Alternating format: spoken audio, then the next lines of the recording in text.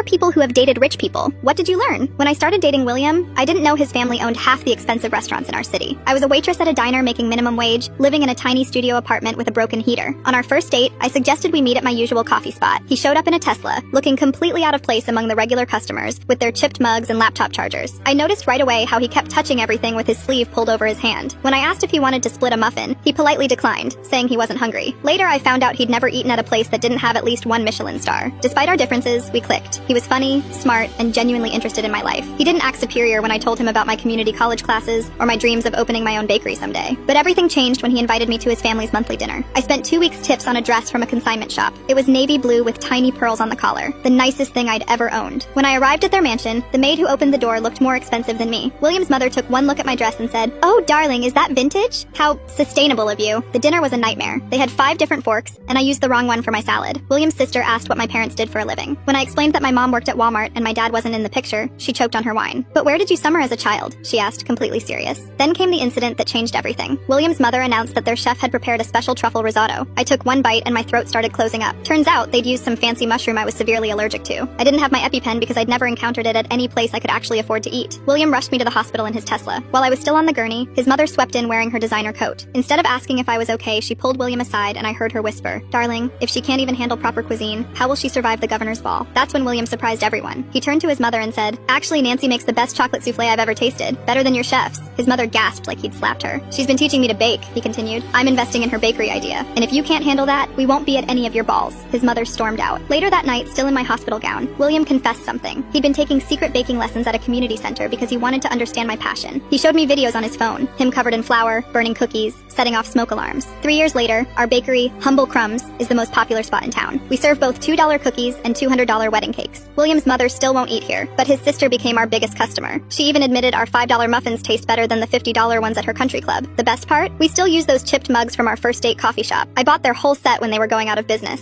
William doesn't use his sleeve to touch them anymore. Last week, a food critic called our place unpretentiously perfect. William framed the review right next to my old consignment shop dress.